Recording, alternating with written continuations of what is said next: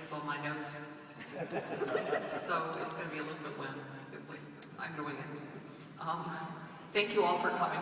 Thank you all for coming today to honor basically my grandfather's flight 100 years ago, when that was a flight where a person took a plane, tripled the amount of water that somebody had flown over, flew to Chicago, only navigating by the direction of the wakes of boats that were going to Chicago and the smokestacks from Gary, Indiana. He had one passenger, and so in duplicating my flight, I had me and one passenger, and I seemed to be kind of overwhelmed by the fact that I actually managed to land that plane in the end, because it was not necessarily going to happen at the rate it was going. It was one last shot at taking the landing, and maybe we made it, maybe we didn't. And we picked one spot that we thought looked like it was pretty calm, and that was a pretty bouncy landing. But it seemed to work out pretty well. Yes, it did. Yeah, I'm here. I want to hear this going on. There are a number of people that I'd like to thank, and I will do so, I guess, in good time, but I do want to note that while this honors the past, the amount of change of aviation in the last 110 years is huge, if you stop to think about it. In the last 100 years, since my grandfather flew a flying boat of a wooden hull with an open cockpit and controls that we don't even believe would work these days, to land in Chicago and sort of winging it, and from his own account, it was a rough flight. They changed altitude a few times because of the weather, and then they pulled off their landing, and just before he went into land, some cable broke somewhere and started squirting boiling hot water on his back, and he just barely made it over the breakwater and said, "Okay, that's it, I'm landing," and he landed. And I won't claim that our flight was anywhere nearly as difficult. It was fun. We took off, we circled over a short pass over Southwest Michigan Regional Airport from where we took off. The plane was an Amphib. And then we flew past Crystal Beach, where he had taken off from 100 years ago and wheeled the wings there for them.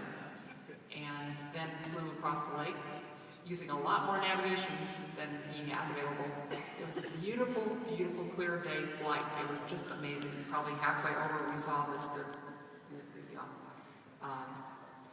shoreline, the Chicago skyline. And it was truly, truly amazing. But it was also cool to see the Gary, Indiana smokestack still, and see some traces of activity in the water. Our biggest concern today was the wind. The wind will kick up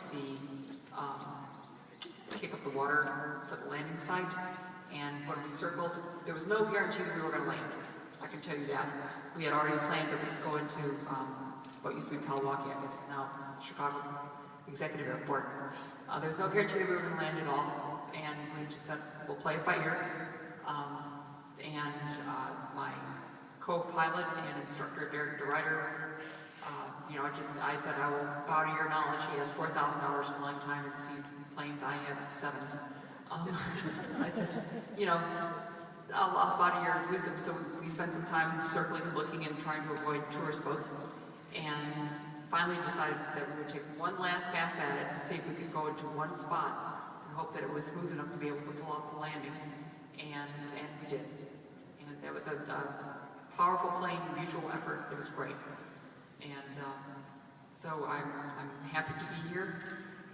As much as we're looking at the past, we're looking at the future, and I'd be wrong if I didn't say that I'm looking forward to doing some more aviation, at least side firsts, in flying our spaceborne telescope, the ATSIS Orbital Observatory, and establishing it with PSI on board X-Ray Aerospace's Lynx, which we hope will fly within the next year easily. And I hope that will be part of a continuing effort that I think should be happening in this world, which is the expansion of spaceflight into private corporations and private funding, and not limited only to government efforts. That's part of what I think should happen. And so I'd like to thank everybody, and I'm going to give some individual thanks, and bear with me because if I